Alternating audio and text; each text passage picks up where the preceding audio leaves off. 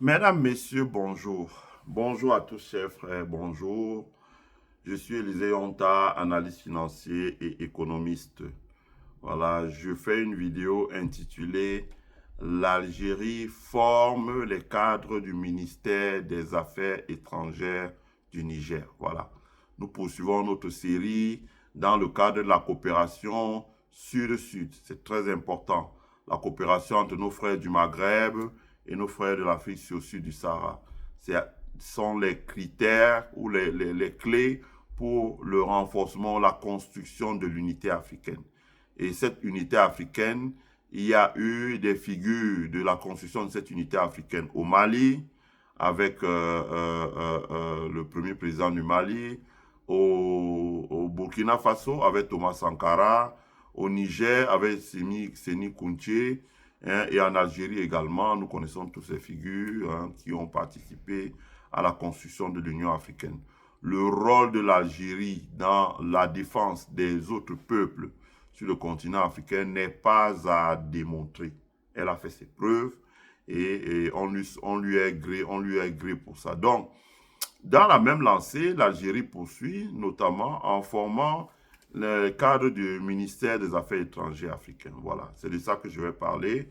Je vous prie de mettre un like sur la vidéo afin que YouTube puisse la partager au maximum de personnes possible. Mais également, abonnez-vous sur notre chaîne, partagez le direct hein, afin que le plus grand nombre de personnes puissent le regarder et souscrivez le membership ou faites un thank you pour soutenir le développement de notre chaîne, car ici le meilleur est à venir. Donc je disais que nous, tout le monde en Afrique espère voir au Sahel exactement ce qui s'est passé en Afrique de l'Est. Quand vous regardez l'Afrique de l'Est, hein, sous l'impulsion des pays, comme malheureusement beaucoup de gens ne comprennent pas toujours, on lit beaucoup de choses sur la toile, sous l'impulsion des pays comme l'Arabie Saoudite, le Qatar, dans une certaine mesure l'Afrique du Sud, de l'ère Mandela, la stabilité est revenue dans les pays d'Afrique de l'Est et du Sud de l'Afrique, par exemple. Donc, regardez, de la corne de l'Afrique jusqu'au sud de l'Afrique, la stabilité est arrivée dans des pays comme le Botswana, des pays comme la Namibie, des pays comme le Rwanda, des pays comme l'Ouganda, le Kenya, la Tanzanie. La stabilité est revenue dans ces endroits et il y a une prospérité, un boom économique qui ne dit pas son nom, qui est un boom économique qui est fort et qui rend fier le continent africain. Donc, la stabilité étant revenue dans ces endroits, c'est parce que vous avez des grandes puissances qui ont travaillé. Vous ne pouvez pas nier qu'il y a eu le travail, l'apport de l'Égypte, il y a eu l'apport de l'Afrique du Sud, par exemple, qui ont beaucoup travaillé, et l'Arabie Saoudite aussi qui est en face, qui ont beaucoup travaillé pour que la stabilité revienne dans ces endroits-là et qu'on commence à construire un havre de prospérité. Quand vous voyez le transfert de capitaux partis de l'Arabie Saoudite et du Qatar, mais également de la formation des hommes, vous comprenez pourquoi l'Afrique de l'Est est dans un boom économique qui ne dit pas son nom.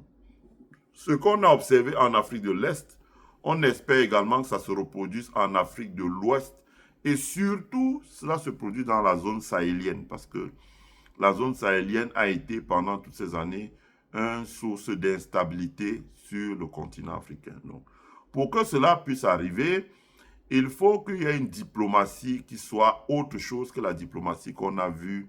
Voilà, le leader malien, c'était Modibo Keïta. Cela m'avait un peu échappé.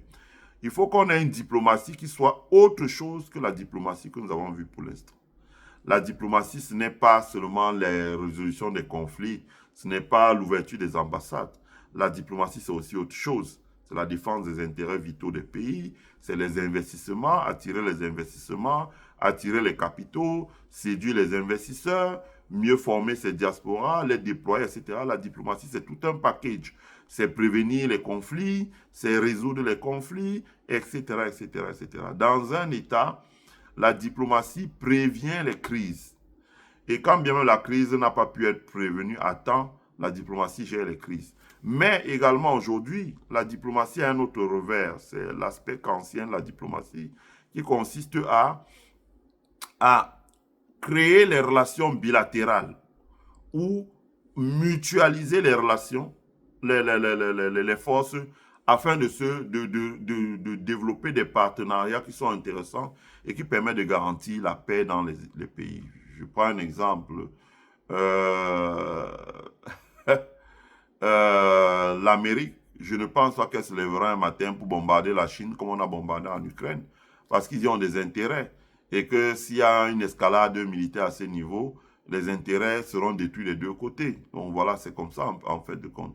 Tout ça, c'est la diplomatie. Donc, pour l'AES qui envisage de construire une confédération, nul ne peut nier que dans ce travail-là, le travail des diplomates sera très important. D'ailleurs, quand vous regardez l'AES, vous voyez régulièrement les réunions des ministres des Affaires étrangères et à la fin des réunions, hein, soit Abdoulaye Diop, soit sa collègue du Burkina Faso ou celui du Niger, la réunion est sanctionnée par des communiqués qui sont lus. Ça, c'est important en matière diplomatique. Et donc, l'Algérie, qui entend être, mais qui entend augmenter davantage son partenariat avec les pays du Sahel, a entrepris la formation des cadres du ministère des Affaires étrangères du Niger. Voilà. Je vais vous faire écouter la bande sonore encore de Canal Algérie et après je reviens pour qu'on finalise les analyses. Voilà. Ça dure 3 minutes. L'Algérie et le Niger renforcent leurs liens diplomatiques avec une formation d'envergure dédiée aux cadres du ministère des Affaires étrangères du Niger. Durant plusieurs jours, ces cadres se perfectionneront dans des domaines clés avec le soutien d'experts et d'anciens diplomates. Une initiative qui traduit non seulement un engagement concret dans la coopération entre les deux pays, mais aussi la volonté d'anticiper et de s'adapter à des défis diplomatiques toujours plus complexes. Yasmine Massaoudi. Renforcer les compétences diplomatiques pour une meilleure représentation internationale, c'est l'objectif de cette formation destinée au cadre du ministère des Affaires étrangères du Niger. Au programme, techniques de négociation, protocoles et rédaction administrative et diplomatique. Initiée par le ministère des Affaires étrangères, en collaboration avec l'Institut de diplomatie et des relations internationales, cette formation s'inscrit dans le cadre du renforcement de la coopération entre l'Algérie et le Niger.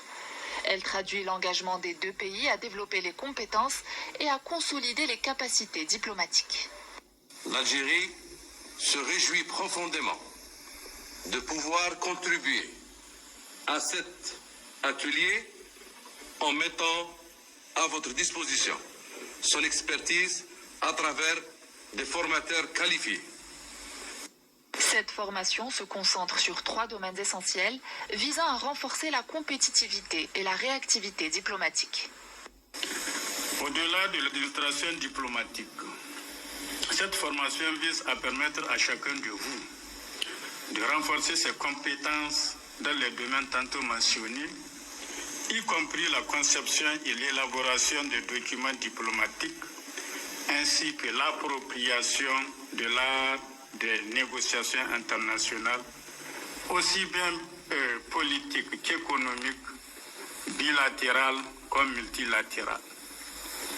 Je reste convaincu que c'est à travers ce genre de formation que nous parviendrons à anticiper les défis et à répondre aux exigences de notre époque marquée par des défis de plus en plus connexes et complexes. La formation fournie par le ministère des Affaires étrangères au profit des cadres du ministère des Affaires étrangères du Niger se tiendra durant 11 jours. Au cours de cette période, les participants recevront une formation qui les préparera à fournir un service dans les domaines diplomatiques. Voilà. Donc, vous avez écouté comme moi le partenariat parce que en matière de diplomatie, c'est les hommes qui font la diplomatie. Ça veut dire que quand vous disposez d'un capital humain performant, des hommes, vous êtes en mesure, voilà, de rayonner dans la diplomatie. Je ne veux pas citer le livre de Hubert Védrine, bon, qui, c'est vrai que lui, il voit les diplomates qu'en Occident, mais au moins ça vaut la peine de lire, c'est son ouvrage qu'il a écrit sur les grandes figures de la diplomatie dans le monde. Et quand vous lisez, vous avez une parfaite compréhension. Donc, si le Niger veut aller loin avec la complexité de la diplomatie aujourd'hui, parce que quand on dit ministère des Affaires étrangères, aujourd'hui, là, ce n'est pas seulement gérer les ambassades. Désormais, c'est gérer les diasporas. C'est prévenir les conflits. C'est régler les conflits. C'est traiter avec le multilatéralisme, les organismes multilatéraux, la Banque mondiale, la FAO, l'OMS, la Banque africaine de développement, etc., etc. C'est la coopération bilatérale, c'est la gestion des sommets, sommet Afrique, ceci, c'est la rédaction des traités, la révision des accords, etc., etc., etc. C'est très complexe et on peut quand même dire que l'Algérie, sur le plan continental en Afrique, a quand même pesé de tous les temps, de tout son poids. Hein. Personne ne peut nier que lorsque et je l'avais dit d'ailleurs sur mon mur Facebook à mon ami et frère Jean-Pierre Dupont que on se respecte, je le respectais, mais que je ne voyais pas la CEDEAO attaquer militairement le Niger tant que l'Algérie y était opposée. Et on a vu M. Attaf s'impliquer, le ministre des Affaires étrangères de l'Algérie, s'impliquer à un très haut niveau, se rendre à la CEDEAO, se rendre dans les pays d'Afrique de l'Ouest qui étaient dévastés en guerre, etc. Et dire que l'Algérie n'acceptera jamais qu'il y ait un bruit de botte à ses frontières. Donc, elle n'hésiterait pas à intervenir en faveur du Niger. Et j'avais dit que jamais le Nigeria dont l'armée n'est pas si forte qu'on croit, jamais le Nigeria n'interviendrait là, même si elle avait le Sénégal, la Côte d'Ivoire, le Bénin avec elle, elle n'interviendrait pas quand les 3 troupes de l'AES et l'Algérie sont coalisées.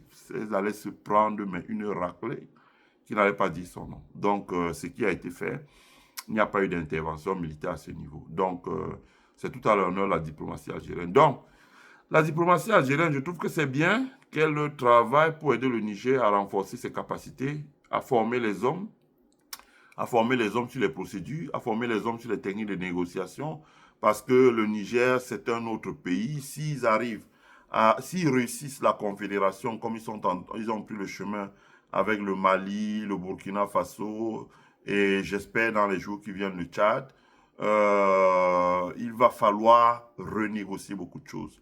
Il va falloir, pour un pays qui dispose énormément de ressources naturelles, de ressources en eau, de terres arables, d'une jeunesse comme le Niger, la même chose est valable pour le Burkina Faso et le Mali, il va falloir négocier. Vous avez vu aujourd'hui comment le Mali et les sociétés minières s'étripent parce qu'il va falloir renégocier tous les contrats qui étaient des contrats bidons qu'on a fait et qui a permis aux gens de s'enrichir jusqu'à ce que l'argent leur sorte par les oreilles. Donc, il va falloir des hommes formés et qui ont un backup solide pour pouvoir négocier dans ces cas-là. Et on doit dans ce cas apprécier à sa juste valeur l'effort du gouvernement algérien qui met à la disposition du Niger une formation de très haut niveau, non pour qu'elle puisse former ces cadres qui, j'espère aussi, vont former d'autres cadres parce que je suis africain, je suis camerounais. Quand vous allez dans nos ambassades, franchement, vous demandez si on a une diplomatie. Parce que bon, les gens pensent que quand le ministre des Affaires étrangères, le jeune Bella Semela à Yaoundé, il parle avec le drapeau du Cameroun, il parle bien, il sort, allez, c'est terminé, quoi. Mais la diplomatie au sens où on l'entend, rien. Rien. Rien, rien, rien, rien, rien. Rien. Je veux pas... J'aime pas trop saquer mon pays quand je suis à l'extérieur, voilà. Il y a certaines choses que je préfère dire vraiment entre nous, voilà. Mais la diplomatie, ça laisse à désirer. Dans les ambassades, ça laisse à désirer. La représentativité dans les organisations internationales. On envoie des gens avec des fausses identités, des fausses diplômes, il y a des choses que je ne veux pas dire là. C'est dommage et c'est regrettable. C'est-à-dire que voilà un pays qui a des enfants qui sortent de Polytechnique, de Central, de Harvard, de Massachusetts, de Northwestern, de Yale, de Columbia, etc., etc., de Stanford. Il y a des enfants qui sortent de London School of de Sciences Po, etc. Mais qui, au moment d'envoyer des cadres, par exemple dans les organisations internationales multilatérales, sélectionnent des gens qui sont des instituteurs leur fabrique des faux diplômes pour les envoyer dans les institutions internationales. Résultat des courses, la diplomatie s'est effondrée. Boum, on n'a pas d'influence. On n'a plus une parole qui porte. Quand le Cameroun parle, on n'entend plus. On n'est même plus capable d'avoir quelqu'un qui est élu secrétaire général de l'OUA. On n'est même pas capable de placer quelqu'un à la BAD. On n'est pas capable. On n'est rien du tout. Voilà, rien du tout. Alors, quand on voit les pays de l'AES ont de l'ambition, hein, ils ont quand même des talents. Quoi qu'on dise, on reconnaît quand même le génie d'un monsieur comme Abdoulaye Diop, qui est le ministre des Affaires étrangères du Sénégal. Donc, leur capacité à travailler, à débrouiller les dossiers, on l'a vu à l'œuvre quand le Sénégal, le Mali a dû affronter, par exemple, un certain nombre faire partie les Takuba, toutes ces histoires-là de leur territoire. Il a fallu être à la manœuvre et donc il a fait un travail qui est intéressant. Et on le voit aussi dans les pays de l'AES, comme au Burkina Faso, on l'a vu au Niger, on l'a vu au Togo aussi. Hein, le patron de la diplomatie togolaise a pris des positions tranchées. D'ailleurs, quand il s'est rendu au Mali, il a été décoré de la plus haute distinction par le président malien Assimi Goïta. Ça veut dire ce que ça veut dire. La diplomatie a besoin des hommes solides, capables de relever les challenges, de relever les défis. Voilà. Parce que la diplomatie, ce n'est pas le chef d'État. La diplomatie, ce sont les diplomates, les hommes qui composent le ministère, les ambassades, les ressources humaines qu'on va placer dans les organisations multilatérales, la conception des programmes, l'influence pesée et la construction d'un multilatéralisme local. Parce que quand on conçoit la CAC, on construit l'AES, il faut bien qu'en construisant l'AES, qu'à côté de la construction de l'AES, qui est par exemple des institutions multilatérales locales. Ils ont commencé par la création du Banque de développement. Il faut encore d'autres organisations de ce genre pour pouvoir, eux, à ce niveau, mutualiser le travail des peuples et pouvoir peser, parler d'une seule voix quand ils arrivent devant les partenaires extérieurs. Donc, c'est un travail à apprécier à sa juste valeur, le coup de main de l'Algérie, le coup de pouce de l'Algérie pour la construction d'un ensemble local qui soit solide. Voilà. C'était l'objet de ma présentation. Hein, je vous remercie. Donc, restez scotchés sur notre chaîne. Abonnez-vous. Invitez vos amis à s'abonner sur notre chaîne. Mettez un like sur la vidéo. Hein. Partagez vos commentaires en dessous pour que on puisse, nous et vous, être informés de vos opinions. Ça permet de faire mieux, mais ça permet aussi d'apprendre de ce que nous ne savions pas. Hein. Par exemple, on aimerait savoir comment fonctionne l'Institut des relations diplomatiques de l'Algérie. Si vous êtes algérien, si vous avez des connaissances dans ce sens, vous êtes journaliste algérien, activiste ou simple citoyen algérien, éclairez-nous. Voilà, ça permet d'enrichir le contenu sur la chaîne. Sachez que tout ce que vous dites, les gens les lisent. Moi, j'ai des gens qui m'interpellent en disant, voilà, j'ai lu ça sur le mur et j'aimerais savoir plus, etc. Je les oriente comment ils peuvent faire des recherches avec ChatGPT ou bien avec Geminium AI, etc., etc. Voilà. Je vous remercie. Je vous souhaite à tous et à toutes de passer une agréable journée, une agréable semaine et surtout prenez soin de vous. Restez scotchés car le meilleur est à venir. Bye.